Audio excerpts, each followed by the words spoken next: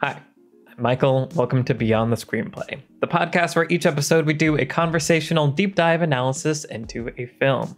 Today we are talking about The Bourne Supremacy, the 2004 film written by Tony Gilroy, directed by Paul Greengrass, based loosely on the book The Bourne Supremacy by Robert Ludlum. I'm joined by the Beyond the Screenplay team, Trisha Rand. Hello, everyone. Brian Bittner. Hello. And Alex Calleros. Hi. All right, so we are in week 2 of our Bourne trilogy mini marathon. Last week we talked about the Bourne Identity, of course. Next week we'll be back talking about the Bourne Ultimatum, and then after that we're going to do a fun Patreon-only live stream recording of GoldenEye, because that will be fun. So I think we can just dive in and start talking about the Bourne Supremacy. It's very hard for me to keep these movies straight in my head as we've been watching them back to back to back. There's a lot of, I read synopses and I still forget which one is which. But what was interesting for me about revisiting the Bourne Supremacy is that in my head, this one was the bad one for some reason. And I think because for me, I think it was the one that I've seen referenced the most when it's shaky cam, bad, all the bad lessons that were learned from the Bourne trilogy began with this one, was what was in my head. And it's interesting because on paper, I feel like I should really enjoy the Bourne Identity and really dislike the Bourne Supremacy. The Bourne Identity is this mystery. It's almost drama as much as it is action. There's, interesting texture, and the Bourne Supremacy is a revenge movie about I'm just out to kind of get revenge is a lot of the motivation. I don't like revenge things, but it's exactly the opposite, where honestly the Bourne Identity doesn't really do much for me, and the Bourne Supremacy I was really into, which I was very surprised to find watching this. And I have a couple theories about why that is for me, why this one grabbed me in a way that the first one didn't. And this one, I think, can't work without the first one. So I'm not saying don't watch the first one, obviously. But I want to hear from you guys what your relationship is between these two films as we're going from original to sequel. Do they feel continuous? Do they feel of a type? Do you prefer one over the other? And why are all things I want to explore in this episode. But first of all, Trisha, let's hear from you. What do you make of the Bourne Supremacy? I really like this movie. I appreciated it differently this time around than I ever have, because you guys have been telling me how much you're liking it as you've been watching it. And I was kind of interesting. What does it offer that the first movie doesn't offer? Because to me, these films are impressively cohesive. All three of them, for having two different directors and being made several years apart. We're going to get into it with Ultimatum, but the script and development and production process on Ultimatum was really messy. They basically wrote that script as they were shooting it, which is really interesting. And I think ultimately very impressive. But just knowing that there were a variety of reasons that these should feel disjointed. To me, when I watch them, they don't feel disjointed. They actually feel like they're kind of all of a piece. And partially because the ingredients are the same in all of these movies, right? There's Bourne running around in Europe, getting into car chases, fighting some dudes with some household objects. And meanwhile, there's other people in a CIA building yelling at each other about who's on Bourne and what do we know and why don't we know this and why don't we know that. And then there's corruption inside of that. Someone is bad there in the CIA building. And then Bourne is going to bring it all down. These are the Bourne movies. So it's so, which I like the formula. That's why these movies work for me, is that all of that stuff is stuff that I like, and have not ever seen duplicated as effectively as we see them rendered here. The recipe here is, I think, basically well balanced and delicious every time. But it is interesting to see the ways that this does actually differ from the Bourne Identity. in style things, in character things, in structure things. There are some things here that are kind of being remixed or played with from the Bourne identity. And I think those are effective. I think if this is your favorite of the Bourne trilogy, you're not wrong. But Marie isn't. Wronged. She is so maligned and murdered so quickly in this movie that I just don't know that I'm ever going to be like, I'm here for character. I'm here for theme. The theme is interesting and I want to get into it. But I miss the harmony that she plays in the first movie. There's this conflict and tension and obviously a love story that's in the first movie that we talked about. And I just kind of missed that aspect of the whole thing in this movie, which, becomes the revenge story, as you said. So, let's get into it. Thanks. Cool. All right. Ryan, what about you? Yeah, I mean, 20 years ago, it was nice to put a movie to the old hardcover my dad had sitting on his bookshelf for a lot of my childhood. I was like, the Bourne Supremacy. I don't know what that means. And I'm still not sure I do. But Right. but yeah, it was funny rewatching them now. I had the same experience I had back when these movies were coming out, which was the first movie. I was like, yeah, it's good. I like it. Like I said last week, I grew to like it. But then it was the second movie where I was just like, I'm pumped now. I'm into this, and it was the same. We're watching Identity the other day. I was like, yeah, solid, and I like some things, and there's some things that I'm like, maybe a little bumpy, and then watching this one, I'm like, yeah, here we are, let's do this. I also just remember where I was. I just remember watching movies in 2004, this year of, it was Eternal Sunshine, Shaun of the Dead, Napoleon Dynamite, Garden State, I Heart Huckabees, Life Aquatic, Before Sunset, Collateral, Bourne Supremacy, Man on Fire, Mean Girls, Anchorman, Incredibles, Prisoner of Azkaban, Ocean's 12. It was just and I worked at Hollywood Video at the time, so I couldn't afford to go to a theater, but I could afford to rent movies for free at work. This is explaining a lot about me, but I just remember watching this movie just in my apartment in Central Philadelphia, just being I love this. I'm really enjoying this. So yeah, this was the movie that definitely got me fully on board. And what it's a perfectly valid thing I just did. Brian, what? We also had a $1 Million Baby and Aviator and White Chicks and Without a Paddle in 2004. So it was a storied year. Woo, yeah. Quite a range of movies. Yeah. It's funny because I just rewatched the Planet of the Apes trilogy, the new trilogy before Kingdom comes out.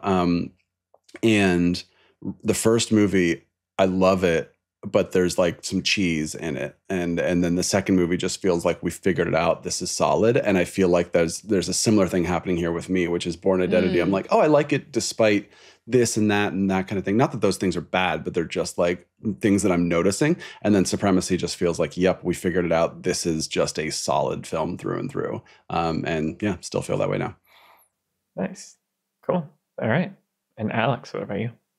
Yeah, kind of ditto to everything that's being said. I felt early in this movie that maybe it was going to carry over some of the bumps from Identity for me. There was some stuff early in the India sequence where Matt Damon's running in his cargo shorts on the beach, and it just kind of felt lame. It's so I love that. It made me just want to be a workouter. Yeah. Where I'm just okay, I don't know. There's still a little bit of this kind of awkward energy from the first movie that's creeping in here. But and I hate to say it, kind of as soon as we dispense with Marie and it's a revenge movie, it does become this one thing. And once it is that one thing does feel very cohesive. And the one thing I think where we're all keying into, and you mentioned being pumped, Brian, I think there's a propulsiveness and a Dark Knight energy to this movie. Trisha, you've been mentioning a lot that these films influenced a lot of movies that followed. And I feel a Christopher Nolan-ness here, a Christopher Nolan circa Dark Knight, of just that propulsive music carrying us through cross-cut sequences, people talking quickly, but you get exactly the information you need, then we're on to the next scene. And it's just really fun to watch a well put together movie of that sort. And I think this is one of those movies. And I think also the difference from Identity for me is that so much of Identity is Matt Damon is really just confused and trying to sort together what the hell is going on at all. This movie, he is still confused about some things and trying to solve a mystery, but he is more just operating now as like a master spy agent, where he is kind of doing more of a clear cat and mouse game with the CIA. He's one step ahead in many cases and planning a trap for them, not just on the run, not just kind of desperately escaping, but you can, the game being played is really fun to watch. And so I think, and that carries over into Ultimatum as well. So I think that's where these two movies feel distinct from the first one. That's almost like this origin story that's separate from the Bourne as now capable agent with more agency, doing stuff besides running and being confused. And that's just really fun. It's just really fun to watch, hyper competent people do hyper competent things. And these movies are full of that. Yeah. So I think the other thing that I think is different for me that I kind of keyed into was that there was sort of a dual protagonist story here. Yeah. Mm-hmm. Like the addition of Pamela Landy, I think is huge. It's huge. For some reason, I'm like totally on board with her. I love her. She's so good. I love her. Yeah. Well, Joan Allen is amazing always, but yeah. So like great performances, but also just like that. It's a character. It's a subplot that in many ways it feels like it takes up as much space as the plot itself. Like, is she the protagonist? ? And I think that helps make sure that there's always something new to jump to. Where kind of like you were saying, Alex, in Bourne Identity, it's the CIA people know what they're doing and we're following them, but they're kind of the bad guys. And so we're like, we don't want them to win. And so that's one side of things. And then we're intercutting with Bourne and Marie, and they're trying to figure things out, but a lot of the time it is more wandering and solving mysteries. And so there's cool stuff happening, but there isn't always like a question or a clear, like, here's what I'm rooting for. Here's who I'm rooting for in a specific thing, then I understand their obstacles. And so having the CIA have their own mini story with her as like protagonist, and like, is she going to figure out what's really going on? Like, come on, I really want you to figure it out, otherwise it's not fair. And got Brian Cox going full bad guy. Like, it's great fun. Twist. Yeah, right. Great twist where he kills that underling dude. Like, all that is just like extra fun on top of the Bourne stuff. And I think that just makes it feel like there's no moment in Supremacy where I'm like adrift. Like, there's always something happening in the plot. Yeah, absolutely. Joan Allen for me was just like such a win for this franchise. And, ever since Face Off, it's just like Joan Allen in a blouse looking like being smart, smarter than everyone else kind of thing. And, I think what we lose in Marie, we gain in Pam, because, it's like the Mission Impossible theory of you can't have more than two women in your franchise at one time. Gotta kill them off. Right. Yeah. But what I mean by that is like the voice of reason, right? The sort of audience surrogate who's just kind of like, wait a minute, this doesn't make sense. Like, which helps keep you from just being like lost in the political thriller of it all. Like I mentioned many times that when people are standing in an office going like, hey, our operatives in Marrakesh just uncovered some intel about the raid in Buenos Aires. I'm like, oh, what is happening? Who is all, and this movie is just like everyone who's in an office talking is going, where's Bourne? What's Bourne doing? Did we kill Bourne yet? Go get Bourne. And I'm just like, yeah, okay, great. I get that. It's very focused. It's very cohesive, like we're saying, but then she is this voice of reason in that Bourne's trying to learn his truth. She's trying to learn her truth. We're getting into theme here, which we can get into. And it also reminds me of Game of Thrones, the books, where Tyrion is a POV character in the first book. But so it's like, oh, we're with the Lannisters, but we're with the guy who doesn't really want to be part of the Lannisters. And then Daenerys is a POV, and it's like, oh, we're with the Dothraki, but we're with someone who doesn't really want to be with the Dothraki, right? So it's like we have our audience surrogate character in bad guy world, where usually bad guy world is just look at these bad guys doing, and not like the CIA's bad guys, right? But it's our, in this series. Yeah, they are. Yeah. But I'm saying it's not like everyone who works there is like just like a bad person. But they are the antagonistic force against our protagonist, obviously. So I just think it works really well to have a character in there who we are rooting for as much as we're rooting for Bourne. Totally. Yeah, and I thinking back to the first movie, we all love Chris Cooper, but he's just a less compelling character than Pamela Landy. Like just watching Chris Cooper yell at his underlings a bunch of times about different, got to get him, put all the dots on the map. Where's all the places Marie ever lived?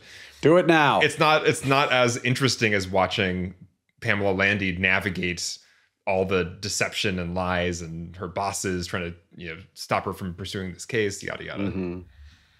This is a total side note sort of to the Bourne series, but going off of what you're saying, Alex, it's just an example of like, because you're making a movie that exists mostly in our own universe, and because patriarchy has existed in our universe for however long, making a character female brings something to the character because it brings the weight of patriarchy, and an accomplished and capable woman in a system like the CIA becomes more interesting because she's a woman, because she exists in this universe with our history that we're familiar with. And it shouldn't be that way because none of that should ever have happened. But it's interesting how just like making this character female sprinkles a little bit of extra interest onto it. It's the same, it's like back to like, Ripley from Alien, or like, Silence of the Lambs. It's like, just make the character a woman and interesting and capable in the way that a man would be. But because she's a woman and we all know how much harder it was for her to get to this place, we all know what she's made of because she's in this office, in this role, in charge of things. We already know something about who she is because of the very fact that she's standing here. We know she had to fight upstream to get here. If you'd like to hear us talk about Sicario, let us know in the comments. Yeah. So anyway, I highly agree about Pamela Landy. And I think too, having that sequence at the beginning where we see the op that goes bad brings so much. It's the whole setup for that plot line, right? Where in basically actually, and in Ultimatum, but also very much in Identity, we have somebody who wants to get Bourne for the sake of getting Bourne, basically. But Landy is not interested in doing that. And also she is fighting with her superiors at every moment. Chris Cooper is also, in the first film, is also at odds with his immediate superior, Brian Cox's character, Abbott. But that antagonism is really just about like the way we're going about things. We're like, you messed up. You are bad at your job, Chris Cooper. But this is very much about differing philosophies about who the CIA is and what our role is supposed to be here. And so we see that the op that Landy was supervising was a mole hunt. She's trying to get to the bottom of something, and in a nonviolent way. And then it all blows up and people are dead. The weight of human life means something to her in a way that it doesn't to many other people at her level in the CIA. And so we kind of see the shared value system being echoed between her and Bourne. She, in herself, the mole hunt is also who Bourne is, essentially, right? Like, we're trying to rout out corruption because we want to believe in something. And so there's an idealism and like a moral core in the way that we talked about in the last episode to Landy's character, in the way that there is for Bourne also. And there's something fun about, characters like Pamela Landy that can be both an antagonist to our hero, but also after the same thing as the hero. They both want to know, what's Operation Treadstone? What's this program? What happened? Who's this mole? Who killed these Russians? All these questions that are answered by the end of the movie and are tied to Bourne's identity. They both want those answers. And yet, because she's been misinformed or doesn't understand the full picture, she's also working at odds against Bourne and his journey. So it's just a really nice, complex force of antagonism, as opposed to, once again, just, I'm an asshole dude who's wants to get here you. To kill Bourne. Yeah. Right. Right. Yeah, it's cool. I'm glad we're calling that out. So yeah, that opening scene that we're talking about is, I forget exactly what happens, but something goes wrong, but we see that like evidence is planted. We see them plant the fingerprint of Bourne. So we know that like that wasn't Bourne and something else is going on. So we want to know what the deal is there. And as you guys are saying, it sets up Pamela Landy as like the bad guy at first. Like in the first few minutes, I was like, oh, she's going to be the one coming after Bourne, because she doesn't realize it's a setup. But it's cool how kind of quickly she starts putting the pieces together and realizing that there's something more going on.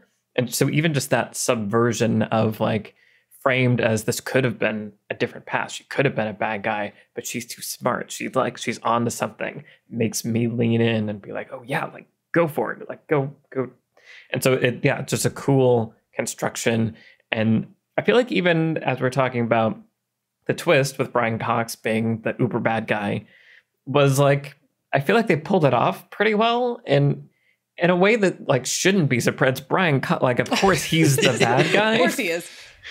But I feel like the dynamic between him and Landy, largely because of baggage that you were talking about, Trisha, of like, she's a woman. None of this is like textually explained, but we just know 2004. She's not in the boys club. You know, right. You just know that there's a boys club in these organizations, and she's not a part of it.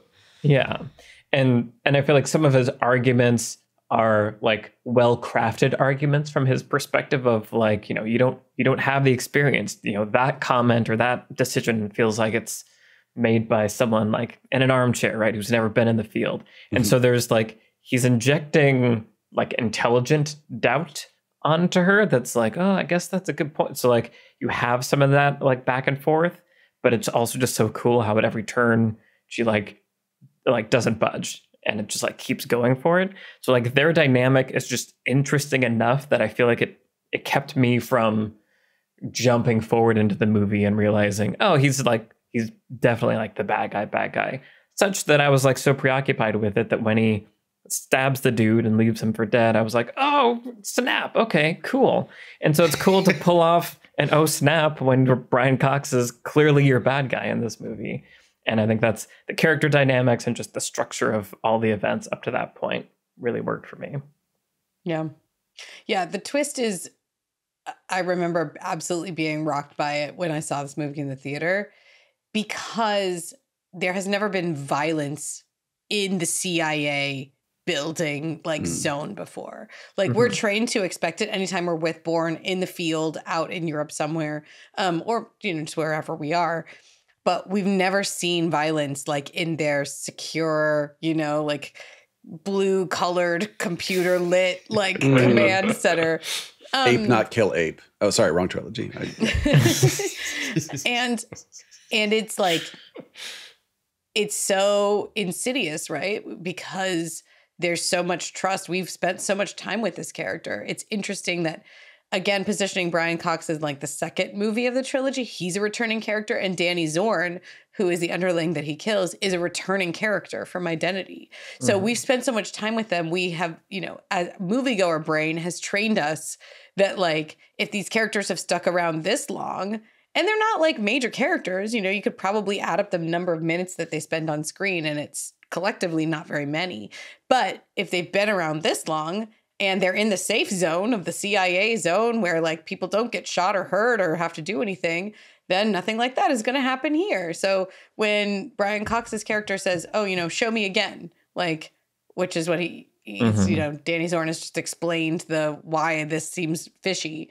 And then he just pulls out a knife and stabs him and also leaves him there, which I was like, you clearly have no plan, right? Right. Yeah, he's not very good at covering up his murder. Like afterwards, sort of like, well, what's your plan here? The movie hasn't tipped its hand in any way up until that point. And that is really clever sleight of hand in the writing, where it feels both totally surprising and also like maybe we should have seen it all along. But it's just like brilliantly executed. Yeah, the best twists are those things like, oh, of course, but also total shock. Yep. Yeah. Well, and it's connected again to the conflict with Landy, because I forget the name of the guy you just said. The underling Danny guy. Zorn. You're right. Danny Zorn. The Zorn identity. He sounds like an underling. He does. You know, I feel like he pulls Brian Cox aside because he's sort of like not trusting Landy. And so it feels like, oh, this is just part of this other conflict back and forth. So again, I have no reason to suspect that there's some other twist happening. And so again, it's just a very simple, nice positioning that like the reason to go and have this scene feels motivated outside of, now it's time to reveal the twist to the audience. Right. I also love, sorry, this is totally a pivot, but I love that what this movie did in the adaptation was take the line from the end of Identity, which is where he's threatening Chris Cooper's character and says, like, if anybody's following me ever, I am going to bring this fight straight to you, right? Like, I'm trying to disappear, but if you guys show your faces again anywhere near me, then I'm coming after you directly. Now, that line is just like a cool line for your protagonist to say at the climax of the Bourne Identity to the antagonist in that movie.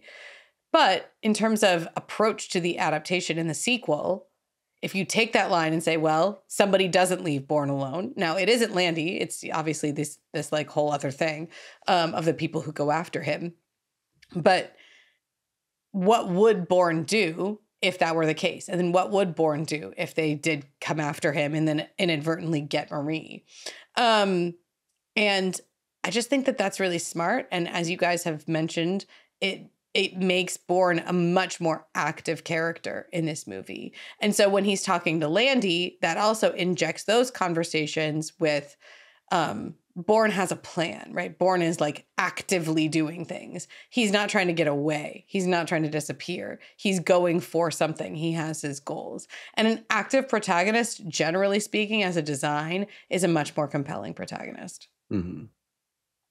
Yeah, two things. One, with the connectivity of these films. I mean, I really like there's a flow to these movies where there are recurring characters. It's not just here's where Bourne is this week. He's over here in this side of the world and whatever, you know, it's like, oh no, here's that character, here's that actor. But also, as we're talking about, like, they are expendable. So it keeps the movies feeling, rather than like, here's the 6, here's Moneypenny and here's M and here's whatever, like, it's just like, here are people who are going to maybe be in the next movie, maybe not, but it always feels like there's a flow from one to the next because it feels like there's connectivity between them. And then to what you were just saying, you know, you guys used the term revenge earlier, and it's like, I never thought of it as a revenge movie because, and we can get into theme maybe a little here, which is revenge to me is Bourne is going to show up and just murder everyone at Treadstone, you know, and like, that's not his goal. His goal is, 1, to find out his own truth, 2, to prove his truth to whoever is, you know, after him because of what they think he did. And then Pam's goal is to find the truth, right? And of course, their connection at the end is for her to say, like, your name is David Webb. This is who you are, you know, and like for almost like them to help each other find the truth that they're looking for. And then getting into theme, it's then accepting that truth, right? Like the scene with him and the girl, you know, is just him being like, here's what I did. Like I've, you know, if the first movie is who am I right now, the second movie is who was I? Like what things did I do, right? And the third movie is who will I be? No. But yeah, so I think that there's an interesting thing there where it's like, it's revenge, but it's like truth vengeance, which is just like, I'll show you. And it's just like, uncover lies and, you know, prove your own innocence, but also reveal any lies any of these lies or any of these bad behavior that's happening within the CIA. And then again, the way that all thematically connects with just then, once the truth is uncovered, making peace with that. Yeah. I feel like it, as you were speaking, it reminded me of The Fugitive, the movie, the Harrison Ford movie, and U.S. Marshals, the sequel, which is far superior, obviously. Wow. For some reason, I watched U.S. Marshals tons and tons of times as a kid. I think I've seen The Fugitive once. It took me a long time. Anyway, but it's that story of like, I didn't kill my wife, right? Like you're fighting, right? You're fighting to prove a truth. Also, Vince's favorite movie, what's it called? The Shawshank Redemption? Yeah, thank you, that one. Those stories of like, the wrongfully accused like archetype story is just like it gets you involved. And so I think it's good to call out, Brian, that it isn't really revenge. It's like, I need to reveal the truth of everything and also kill Carl Urban for being Carl Urban in this movie.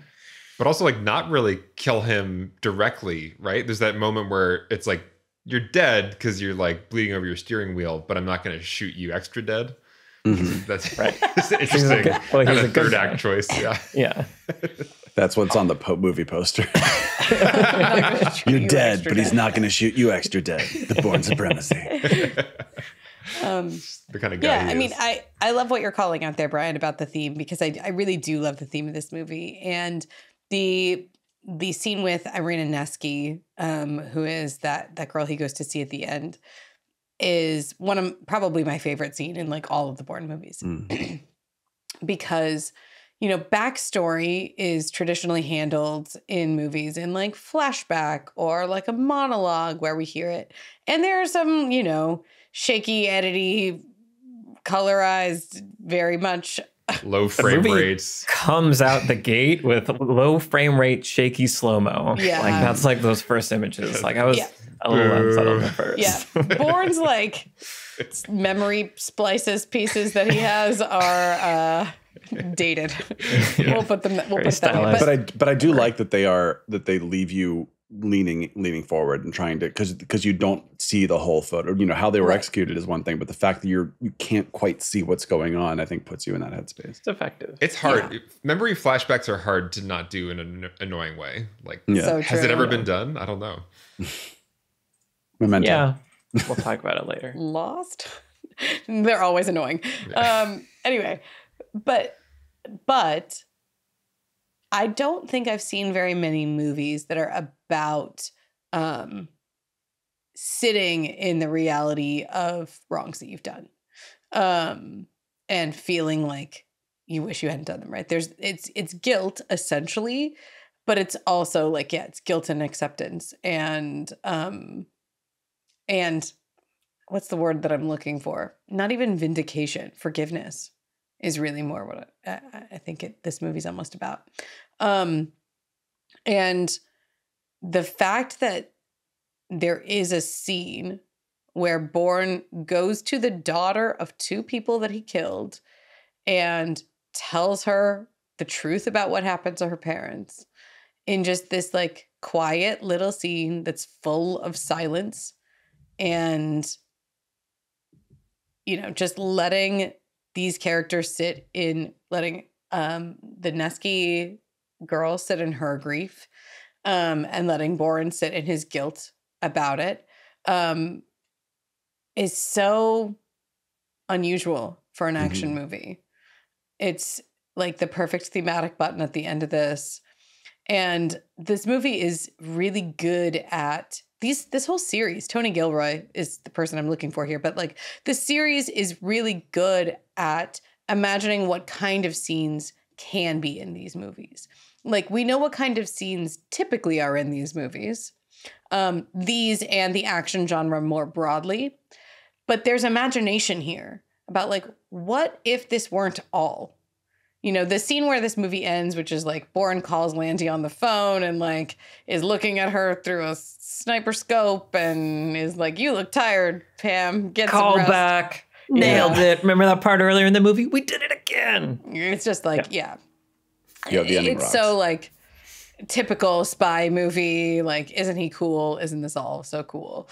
But those are not the only kinds of scenes that these films are interested in. They are interested in much more interesting, nuanced character scenes.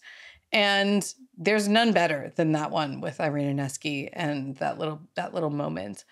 Partly because we need to like make our peace with who Bourne is. Like, if the truth is that he's an assassin and he has killed a lot of people, then how do we keep making movies about how great he is? So that's thing number one. But thing number two is that the character's grappling with that. We're on that journey with the character. And we know what kind of person he wants to be, but we also know what kind of person he was. And so we have to see some kind of meaningful wrestling with it. And with an actual like victim, someone who was harmed by his actions. I also love that it's not just a kind of a one-dimensional, it's sad when your parents die and so I'm sorry. It's the story around the death that is really the painful part and really the record he needs to set straight. You know, that's why he needs to talk to her. It's not just for himself to feel better about himself. It's to literally let her know how you think they died is not how they died. And that will totally reframe your idea of your parents forever. Yeah. And that extra dimension, I think, makes it an extra powerful scene versus just kind of a, I feel bad, I want to tell you to make me feel better. That would be a different scene than what we got here. Yeah. Right. And that's why I use the word acceptance more than forgiveness. Because I feel like, to me, forgiveness is what you're talking about of like, hey, are we good now? Right. And it's like, he's not waiting for that. Right. It's the acceptance of just like, this is the truth. This is my truth. This is your truth. This is your parents' truth. That's it. And let's move. Let's move on or not move on. But here we are, kind of thing. Yeah. Yeah. I want to make sure we do talk about style and the evolution of style. We should probably also talk about the action sequences. Right. Yeah. There's a lot of good sequences. And there's a lot of good just like spy sequences, you know, the whole Julia Stiles, Nikki's back. My favorite from the first movie. We gotta talk about Nikki. Yeah. I mean, yeah. So there's like you're saying, a ton of really great sequences. I'm honestly having trouble remembering which ones are from this movie, but the Nikki scene is the like meet in the public place plaza, and then get on the train. The plaza. Right. Yeah. There's a protest going on, perfectly timed. Yeah. Yeah. That was really fun. I feel like these movies are really good at coming up with new like spy things. Cause like Ultimatum has a similar, like, I'm going to remotely guide a person through this maze.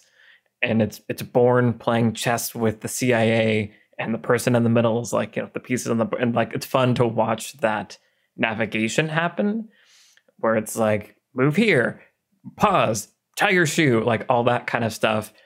And I was just impressed thinking about the choreography of all that, how you plan that out, how you're going to shoot all of that. You're in a public place like this. These movies do feel like they are shot on location. They feel like they play like they're in a place.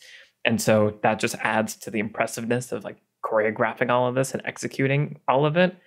And I'm appreciating more and more this series for that kind of thing, like setting the bar for those kinds of sequences and not just the action shaky cam stuff, which we can talk about, but the interesting spy games that are happening that aren't direct action, but are just as fun. It feels like Quantum of Solace stole this whole thing, the beginning sequence of that movie where they're in that public area and there's a horse race going on or whatever. And there's a square full of people. And it feels like it was just Bourne stuff. Quantum of Solace learned all the wrong lessons. They really tried to do this and didn't hit them. It's like that initial car chase, whatever that is. Yep. Yeah. So shaky, so nothing. Yeah.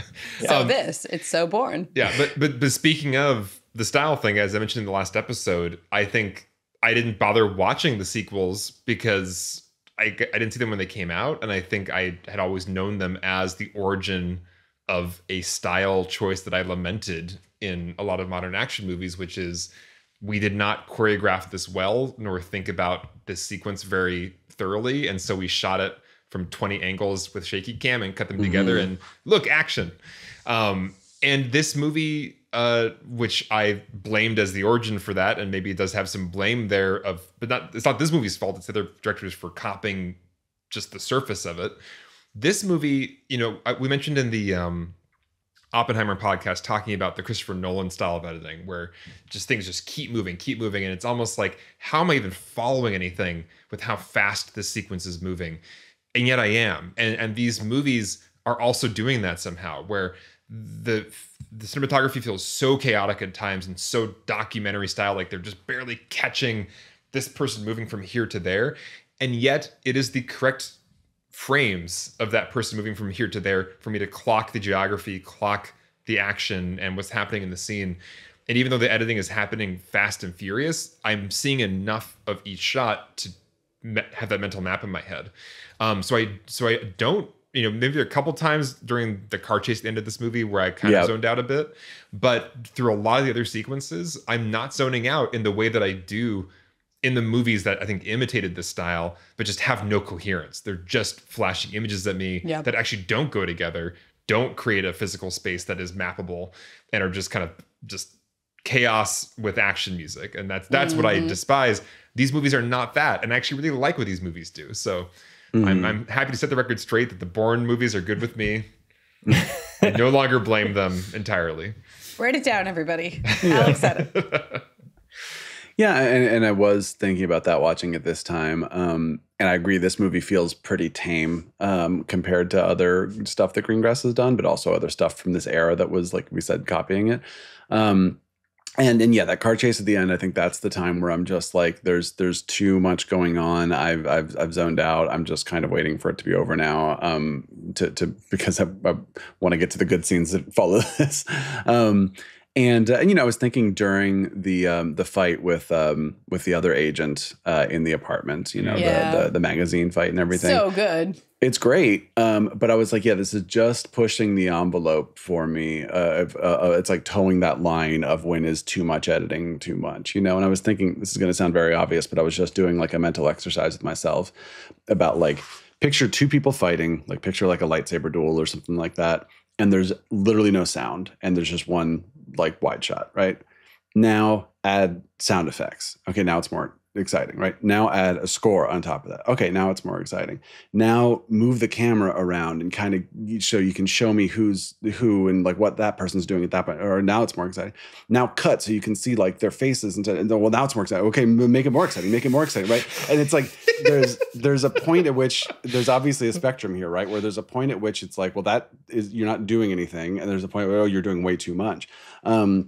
And I find it fascinating, and I feel my thing is always, I've talked about how I love just like wide shot, like Daredevil does this, or Children of Men, where it's just like the like, here's a 5-minute uninterrupted take where these actors did the stuff, right? Not in Children of Men, obviously, but like still, like it's making you, it is keeping you focused on what's happening. And when it's just cut, what's the Attack of the Clones lightsaber duel with Count Dooku, right? Where it's just like, here's just like glowing close-ups of faces, Art. Because he's very old. And yeah, I don't know what the line is, but I just, it always bugs me when it's like, these actors trained for 9 weeks to like get this thing right. It's like, great. I'd love to see any of that, and not just in behind the scenes footage. I'd love to see them actually do the flip that they learned how to do, and not just have the camera cut 18 times during it. So I don't even know what the hell happened. Right. And I don't think that this is egregious, but I do think it's starting to kind of toe that line where I'm like, I would love to see that apartment fight from one angle and just like show me several different moves and then cut to like whatever the best shot is for the next like little sequence of that fight. So something to think about, something we'll talk about more on Ultimatum, but I just find it fascinating when it does and doesn't work for me. Yeah, I do want to make sure this movie doesn't get off scot-free, because I think it did work for me a lot better this time than I was expecting. And I think there are moments where it is unintelligible, essentially, or just like you're saying, Brian, like on that line of like the rocket is launching, it hasn't exploded, but the nuts and bolts they're rattling. They're like, it's about to come off. Like I don't know about this. And I feel like the car chase, as you called out, Alex, and that apartment, the only thing I remember about seeing this movie in the theater is that fight scene in the kitchen, and remember liking it, but also remember being like, I can't, like, this camera is really shaky. Like, I can't quite tell what's going on. Like, having that thought for the first time as a filmmaker, like, happened during that sequence. And I feel like the threshold for me is if you could splice in 6 frames of literally anything and it wouldn't change the coherence of it. Like that's too far. Mm-hmm. And I think it's pretty close a couple times in this movie where it's like those 6 frames maybe could have been at anything, but I think it's enough for me to understand the continuity of motion. Like just pure blurry, clothes nothing. moving. Yeah, just like a white, black, something moved and that's enough to stitch together in my brain these 2 actions. Yeah.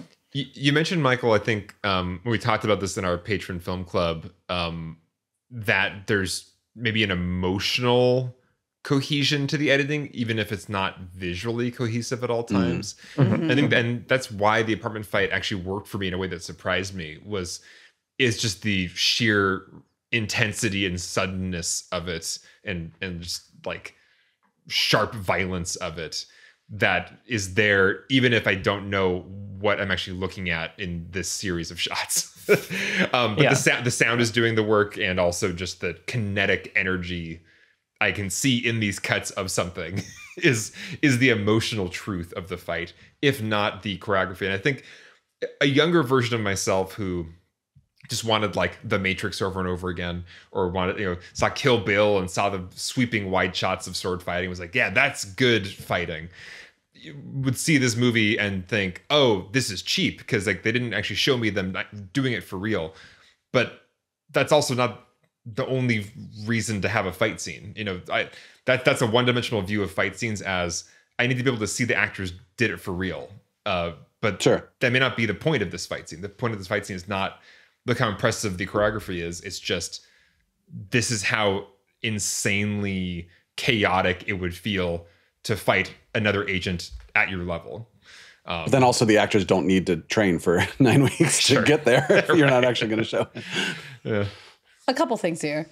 The first is that overall, one of the best things about this trilogy is Matt Damon doing most of his own stunts. And so it doesn't feel like, almost all of the time, it doesn't feel to me like they're having to cut around something. So like even when the editing is being choppy, it doesn't feel like it's hiding something from me on purpose because like this is a stunt person or like Matt Damon didn't do this. The truth is Matt Damon did most of it. And the editing is a stylistic choice, not because there's like movie magic happening TM. And I not to downplay that there were also stunt people on these movies who also did a lot of amazing work. They did. But Matt Damon did a lot. He was just very committed to this part and did a lot of training and worked with the choreographers very closely, and a lot of the combat and like some of the other big stunts were his. We didn't even really get to highlight it in the last episode, but like the climbing stunts are him doing them. Oh yeah, that's really impressive in Identity. Incredibly impressive. There's that amazing shot in Identity where he's on the fire escape and he's going to climb down. The camera pulls back and tilts up as he's climbing down through that hole. So it starts on Matt Damon's face and then it pulls back and like comes up, to essentially above like bird's eye view as he's climbing down and then climbs onto the wall. And that's all done in camera. It's a real stunt that Matt Damon did. And so I just wanting to say that there is some filmmaking happening and some very conscious editing choices. And I agree that it's sometimes not as impressive as it could be in terms of highlighting the work that's being done here by the actors. But at the same time, I don't feel like when I'm watching it that that's why it is that way, right, if that makes sense. Right. Thing number 2 is that the scene in the apartment is, of course, purposefully echoing the scene from the first movie where Bourne is in his own apartment and one of his fellow Treadstone assassins comes to kill him. And then he goes and visits a Treadstone assassin at his own apartment. And of course, that guy immediately comes to think that, thinks that Bourne is coming to kill him. And so there's very much like a touch point, like, narrative reference that's happening here where we're supposed to consider what it would be like for this other agent to know that one of your colleagues. What's the word I'm looking for here? But Peers. yeah, exactly. Peers is there and is like going to be the hardest person you've ever had to fight. And so I do think that Alex, you were touching on the emotional core of that sequence. And that's what I remember of it is like, we're in this guy's apartment, which invites us into his headspace, his character. And he's kind of playing the Bourne role in this scene in the way that we've seen this scene play out before. And we're seeing Bourne being the intruder here and trying to sort of think about what that means for both characters. Right. Yeah. To respond to both those things, in Bourne Legacy, I think I mentioned last time that there's like 10 amazing seconds in that movie, and it's Jeremy Renner coming out of, it's like the side of a farmhouse. He comes out of a cellar, and then the camera zooms out, and he climbs up a drain pipe onto the top of the first floor, and then he jumps up onto the top of the second floor, and then he goes through a window and is at the top of the steps, and there's a guy down there, and he shoots the guy. And this all happens in camera, and the camera just follows him climbing up 2 stories of a house. And that's just Jeremy Renner doing that. And it's like, it's cool to see he did it, but also it's so much more exciting and like compelling to watch it that way rather than the other thing.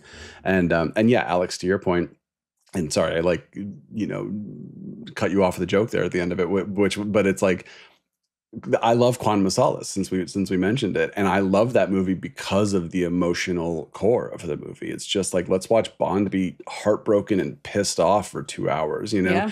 And it's like, yeah, I agree that the things in that movie that aren't necessarily like good filmmaking aren't good filmmaking, but I'm so emotionally connected to that movie that it just has this kinetic kind of messy energy to it that just really works for me.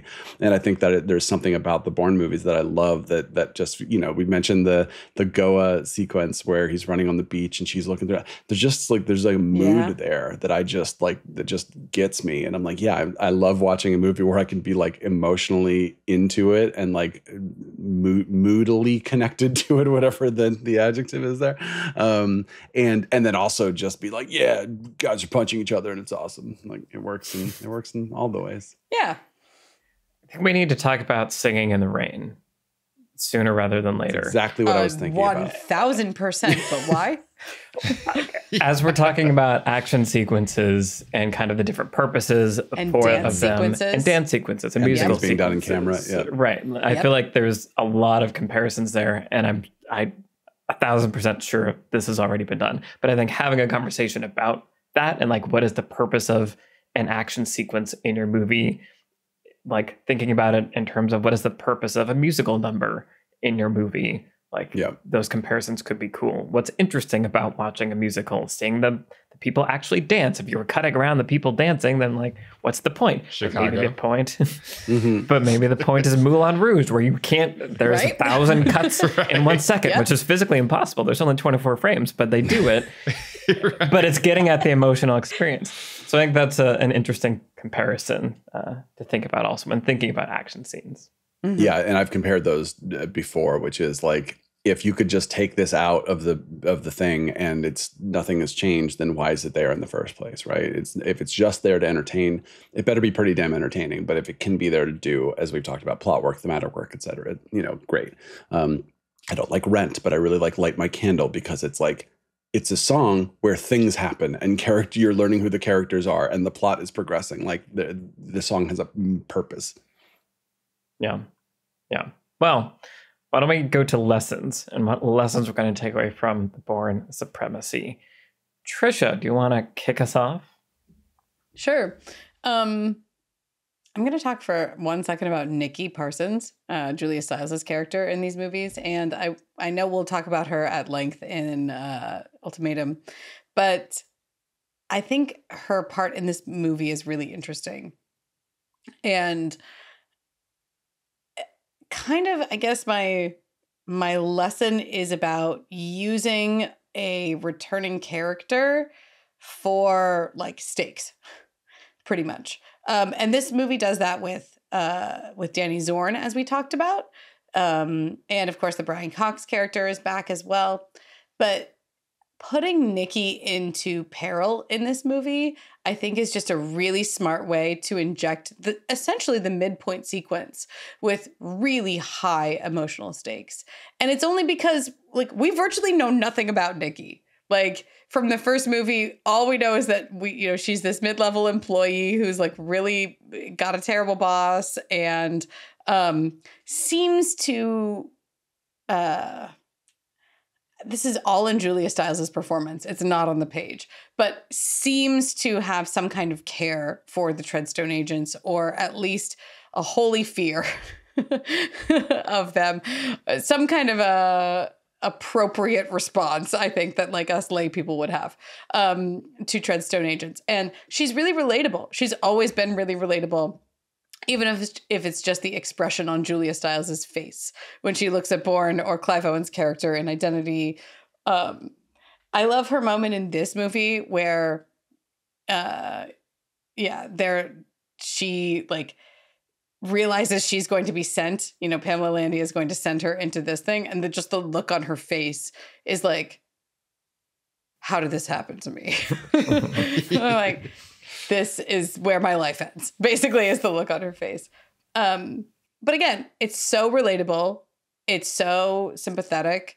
The storytelling device of using a character that we know and kind of care about, even while knowing very little about her, put her into harm's way, and we're going to be compelled every time.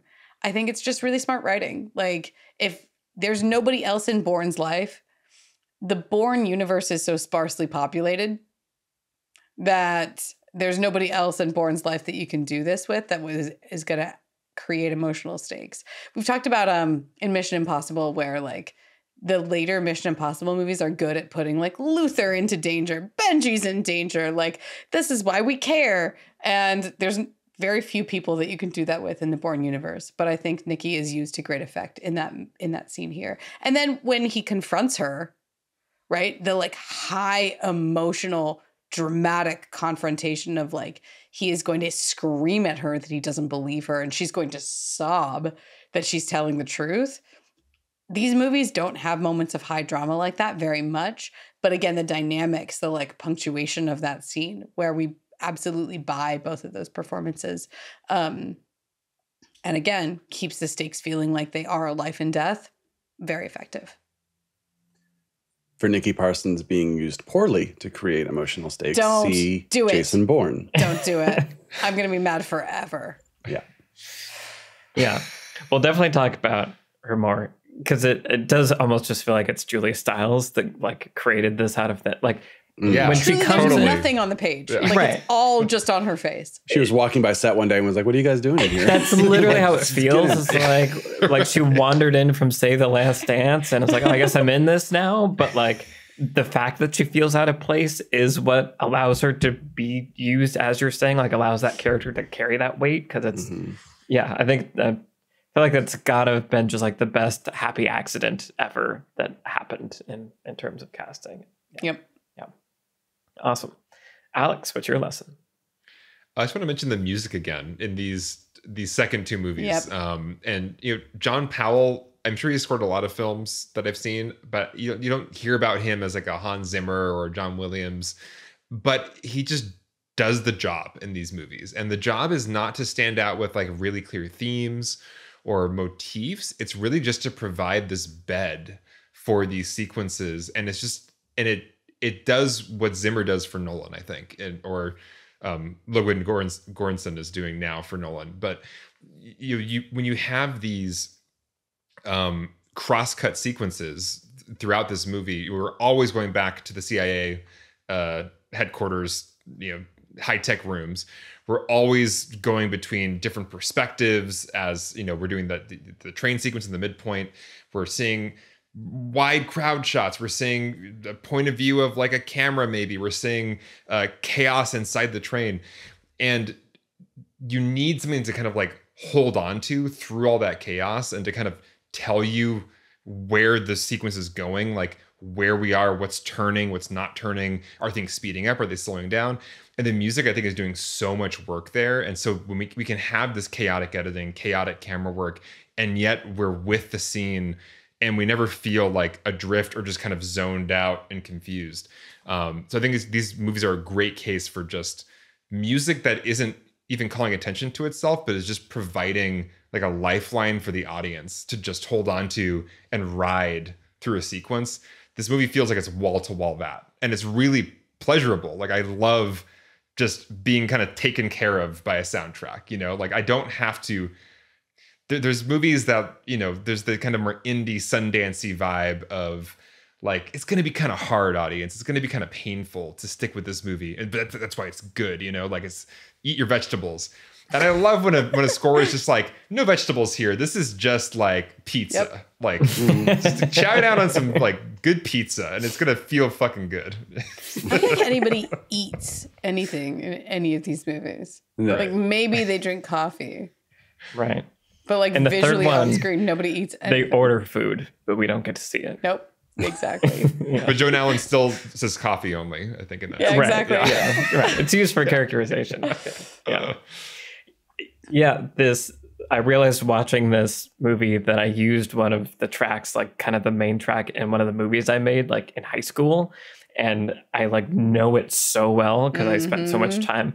And I remember that movie that I made in high school, that sequence, like once I put the music in, I was like, oh, this is cool. Why is this working so well? And only later being like, because the music is carrying this. Like the music is so good 100%. that it's making it happen. It has the ebbs and flows and key changes.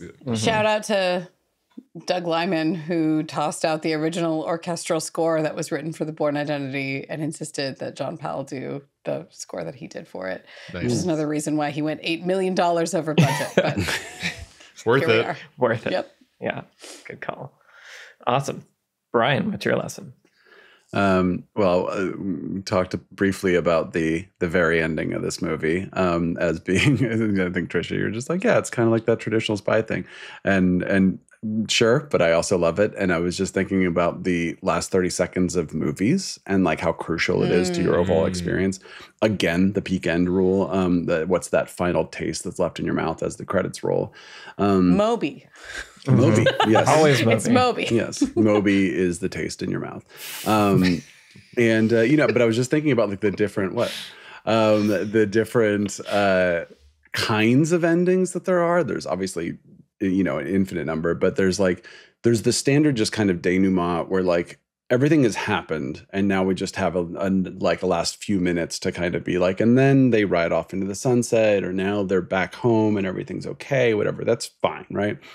And then there are movies like Casablanca or Fargo where it's kind of a traditional denouement, but it's like also one of the most memorable scenes or lines from the movie, and it feels like you're excited because like something's happening.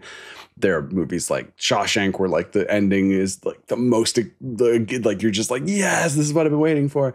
There's Godfather and a lot of other Coen Brothers movies, as in non-Fargo, where the last moment just like punches you in the gut and it's like, man, you're not going to be happy about this.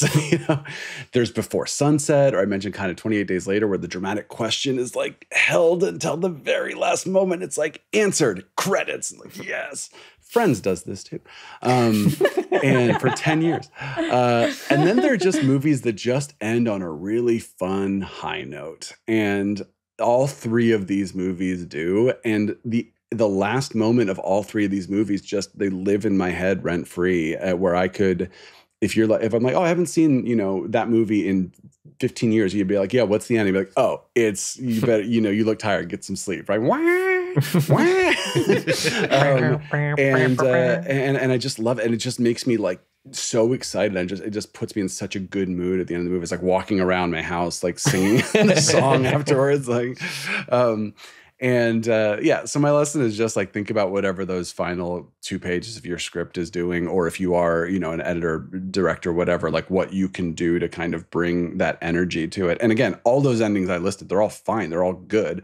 But just like, I think the only thing maybe to avoid is the ending that feels like the movie's over, but we still have 5 minutes of movie left for no apparent reason, right? So I love an ending, especially a final 30 seconds that just does something compelling, something stirring, something exciting, whatever it is. Yeah. I agree. Now that song is stuck in my head for forever. Also, And also, I can't wait to talk about Ultimatum. Yep. And Yeah, how the speaking ending of this ending. movie is recontextualized. I couldn't believe that. Well, yeah. actually, I haven't finished So smart. my rewatch Okay. of Ultimate. I'm only like halfway through my rewatch of Ultimate, so I don't remember what happens actually. Yeah, you said earlier, Alex, we were talking about Julia Landy. That's not her name. Pam Landy, Julia Stiles, Pam. Thank Nikki you. Parsons, Thank you. That's what Joan I Allen. love that her name is Pam. yeah. Also. Pam. But yeah, the character web of protagonists and antagonists of Landy and Brian Cox and Bourne. And as you said, it's the protagonist and antagonist are after the same goal. If we're thinking about Bourne and Landy as Bourne's antagonist. And then there's also that Landy is kind of a protagonist and she has an antagonist also in Brian Cox.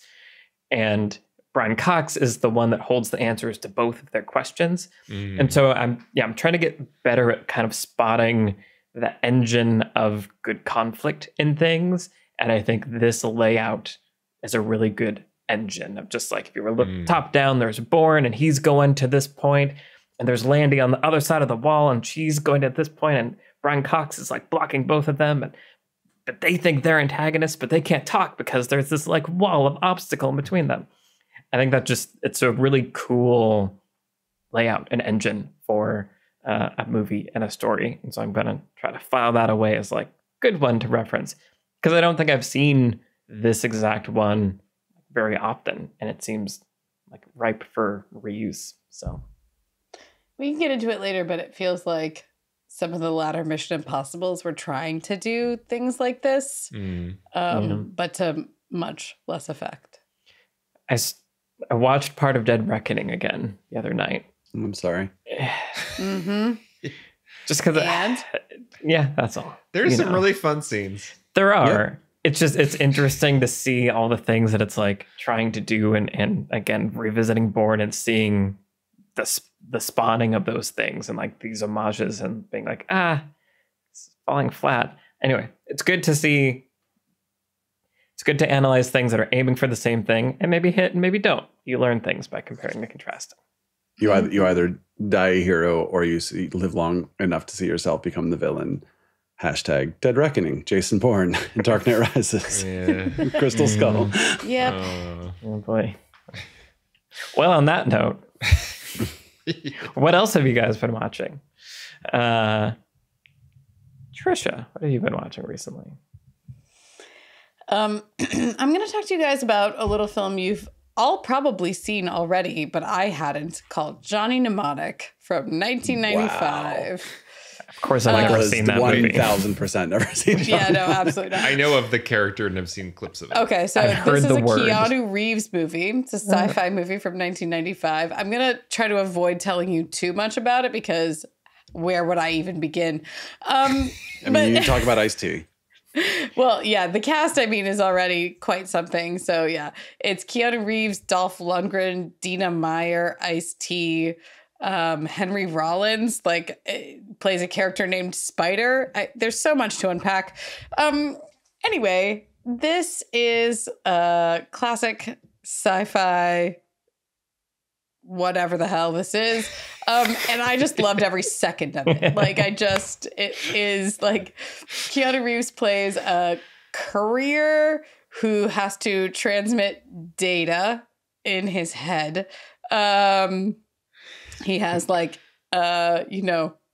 think it's called wetware, but basically they have to transfer secure files by implanting them into Keanu Reeves's brain, and then he has to smuggle them across borders and whatever. And anyway, then the files are degrading, and they're gonna kill him because unless he's carrying too many files, and he's got to get them out, but it's all on the black market, and it's a whole thing. Anyway,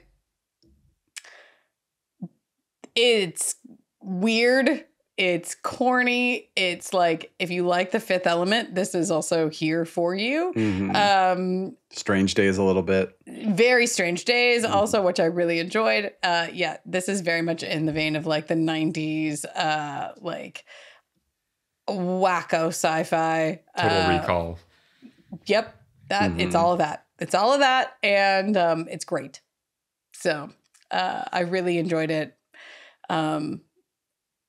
The script is so interesting. Like, I feel like I could just talk about the script for like a while, because like the execution aside, which everything about the execution is just like the most 90s, like none of this makes any visual sense. And looks bad, and like also the acting is, you know, kind of B-level acting and all this stuff, but the script is so fascinating. Like it's so interestingly structured. The characters are interesting. There's like, they really swung for the fences here on Johnny Mnemonic, and I just loved it. Nice. Okay, cool. Michael's gonna rush out and watch that right now. How did I do, right? Is that remotely like, did I pay it any justice at all? Like, was that it? Absolutely. I mean, I haven't seen it in a long time, and I think some of what I was remembering from Tank Girl, which okay, checks out. Yeah. I was remembering Ice-T's character from that, who is like a pig man. So yeah, there's a whole lot. They of really 90s. go for it with the costumes. They go for it with the makeup. They go for it with the hair, the special effects, the like everything. Everything is just the Google images right now, and it is thank you. Trip. Yeah, it is. Strong recommend from me. Kind of Matrixy in places. Yeah. Interesting. I mean, you kind of see how he got the gig. Yeah. Interesting. Oh, yeah. Wow. That's Ice-T. All right. Interesting. Alex, what have you been watching recently? I've been watching a documentary series on Netflix called Turning Point, The Bomb and the Cold War, which I've been recommending to everybody because it's a very well done historical documentary series about, it basically starts with Oppenheimer, starts with the story, the true story we saw in the movie of the building of the atomic bomb and the dropping of the bomb and the impact of that, all the way up through present day. And it's a really riveting, well put together documentary series that goes through all the kind of major events and dynamics that were kind of moving us through history in our relationship with the Soviet Union. And just, it goes into so many interesting stories that I never knew from the Cold War, how the Berlin Wall fell. I feel like I was let down by my education as far as recent history goes. I feel like in our kind of like public education system, we get these like broad strokes, you know, whatever, this painting of history, but there's so many intricate like dynamics at play during these Cold War years that are so fascinating. And it's just one of those really well-made documentaries where it's just, you know, good music, good editing, really well shot interviews, really interesting archival footage. So yeah, I found it to be like a great education in the history that is very relevant today, and also just a very entertaining watch for being just like a pure historical documentary. Sorry, did you say what streamer it's on? Netflix. Yeah. Oh, nice. Turning Point, The Bomb and the Cold War. Awesome. It's also very excellently co-produced by our friend Kristen. I was going to say that next. Yeah. Oh, nice. Trisha, we met Kristen at Sundance. I don't know if you remember. We all went dancing at the BET party together. Oh my God, yes. Yeah, she is a Kristen Wayland. All right, I got it in my mind. Okay, go ahead. Okay, continue. That happened. Yeah. Kristen Wayland, she's a friend of ours, and she's a co-producer on the project. And yeah, kudos to her and the whole team, because amazing. I was thinking about, because as somebody who's edited documentaries and documentary series, just the amount of research this must have required, and the parsing of like endless hours of archival material is insane. So it's anything you see documentary that's, you know, this many episodes covering this much material, like this is a huge feat from the inside. It's almost impossible to make these things. It's crazy. Oh man, I'm totally watching it. I started just like 20 or 30 minutes into it, and I'm excited to watch more. One thing I've noticed, and this is a conversation for another time probably, but we're in the age now where old archival footage can be up-resed using AI. And I immediately can tell when something's been up-resed using AI. I would imagine most people don't. or can't, but it's also just this weird place that we're in where it's like what I'm looking at isn't digitized footage of probably Hitler, or like enhanced, like just stretched image. I'm looking at what an AI's best guess of what it should look like is. Mm-hmm. And so you're no longer watching the thing, you're watching like a reproduction of the thing, but like an extremely faithful reproduction of a thing. And I feel like that I'm very curious to talk to like documentary filmmakers about that and how people feel about that, or even with like the Photoshop generation of AI of like, there's a portrait photo of like, say, George Lucas from 1977. I want it to be 16:9. I can now generate things on the side of that frame. No one will ever know that wasn't actually what was sitting next to George Lucas. So am I lying? Am I manipulating things? Anyway, there's a whole conversation of things that I think is really fascinating around documentaries and AI. Right. Well, and yeah, it's like when you're making a documentary that you want to feel as slick and entertaining and kind of riveting as this series does, it does help to not kick audiences out of their viewing experience with like a really bad, grainy, impossible to see image. Better or like a reenactment actor kind of exactly doing yeah. So there's I am not as attuned to that, Michael, so I wasn't clocking that throughout the show, but I did feel like this is extremely high quality archival footage. And like, how does it look this good? I was thinking that. Yeah. Anyway. So interesting. Fascinating. Yeah. Brian, what have you been watching? Well, speaking of things that don't look very good, this is in reference to the thing I'm watching and my increasing age. By the time this goes out, I will have just turned 42. Hey, yay. Happy birthday, Brian. Thank you. Or I'll be dead. And I am a huge Hitchhiker's Guide to the Galaxy fan, in which 42 is a very important and meaningless number. And I plan on rereading the books over the course of my 42th year on this mostly harmless planet. But I've also been rewatching the 1981 BBC miniseries, Hitchhiker's Guide to the Galaxy. It's a 6-episode adaptation of the first 2 books, and I love it so much. The book was actually a radio miniseries before it was a book. And some of the actors from the miniseries are in the TV miniseries. So it's really like the original concept kind of being brought to live action life, to the screen.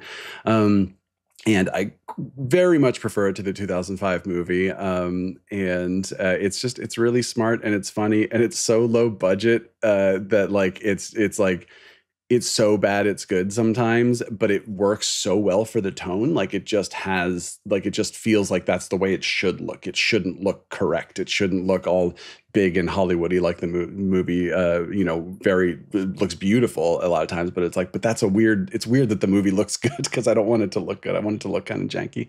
So it just gives it this like scruffy kind of charm. Hitchhiker's Guide to the Galaxy, 1981 TV series. You will make this aging fan very happy if you check it out. Nice. Just looking at stills from the movie, and what is Martin Freeman and Zooey Deschanel doing in that movie? Like, have no memory of. They have a love story, which is wrong for the thing. Sam Rockwell's there, most deaf. Like what? A lot of people are in that movie. I mean, Alan Rickman as Marvin, the paranoid android, and Stephen Fry as the voice of the book is brilliant casting. But other than that, the other casting is fine. But yeah, I have many thoughts. So when we talk about every episode of the miniseries and then the movie as an entire season on the podcast, we'll get into it. Yeah. Right. Yeah. Which will punctuate with E.T. Yes, absolutely. I can't wait to hear what Michael's going to say that he's watching, because we are very close to having the most quintessential lineup of one of our watchings of all time. That's very true. I was going to say, I was watching Bourne Supremacy and I was like, the Trisha flowchart of will she like this movie has to have a step that's like, does someone need security clearance? Yes or no? Yep. That's very true. Wow, it's a lot of pressure. Well, so I recently finished the 2nd season of Tokyo Vice on HBO. So I watched that. I mentioned watching the first season on the podcast, and it's this sort of loosely based on the memoir of this like American journalist who goes to Japan Tokyo in 1999, becomes the first like foreigner reporter at this like big, newspaper, and starts reporting on the Yakuza. And the show kind of jumps between him and then he makes a buddy kind of on the Vice Squad. And we're also following like the guy in the Yakuza. And there's also like this kind of love triangle with this other American woman who's come and trying to like running this like special kind of nightclub that they have there. So the first season was like weird, but ultimately cool, and ended with like a cliffhanger. Like the arc of the first season was, for me, is this good? I don't know. And by then I was like, oh, I'm really into this. But also, how are they going to deal with all these things that they left behind? Season 2, you can feel them kind of going, oh, we have to deal with all these things that we left behind. And it's kind of a bumpy start, but then they slowly start like pulling it in and like honing it down to like a very fine point. And so I really, really ultimately enjoyed it. And I think it's an interesting show to watch and think about, because it feels like something that is exactly the sum of its parts. And so part of it is very rocky, but when things are really clicking and really working, it's useful, I think, to see the choices that they made and the course corrections to tell the story. And really well shot. It's cool to see a different culture at a different time, revisiting 1999.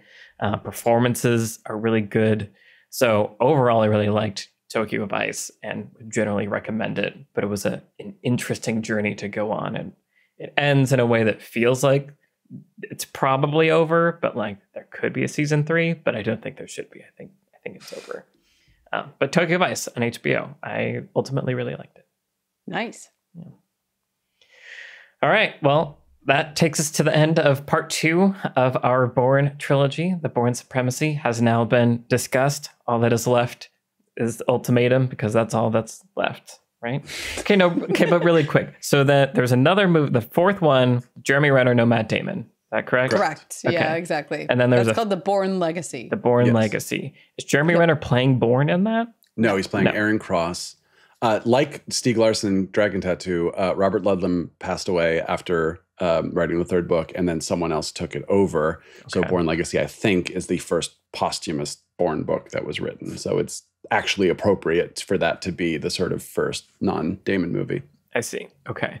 But then there was one final Bourne movie written and directed. Final question mark. Written and directed by Tony Gilroy, which is called Jason Bourne. No. Tony Gilroy wrote and directed Bourne Legacy. Greengrass is Jason Bourne. So you're talking about the sum of its parts, Michael. Picture the parts being separated, multiplicity The parts style. are not the parts, yeah, right, exactly. and then one went and made Bourne Legacy, and then the other one went and made Jason Bourne. And Bourne Legacy is like a really fun movie that just never quite lands, and then Jason Bourne is just miserable. And Bourne has like, Matt Damon has like 65 lines in the entire movie.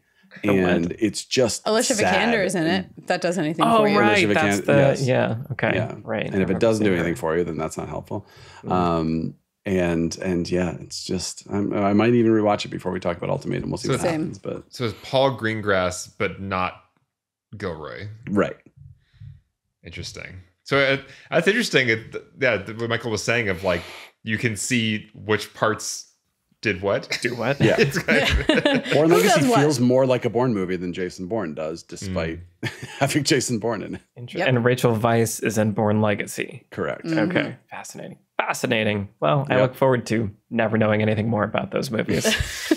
All right. We'll be back next week with the Bourne Ultimatum, the finale of our Bourne trilogy. And then a reminder after that, we'll be talking about Goldeneye. That's going to be super fun. We want to say thank you to the patrons that make this show possible. Thank you to our producer, Vince Major. Thank you to our editor, Jose Gomez. I'm Michael Tucker, and I've been joined today by Trisha Rand, Brian Bittner, and Alex Calleros. Send us a tweet. All of our Twitter handles are in the show notes. Say hi, and we will see you in the next episode for the Bourne Ultimatum. Bye, everybody. Bye-bye. Bye.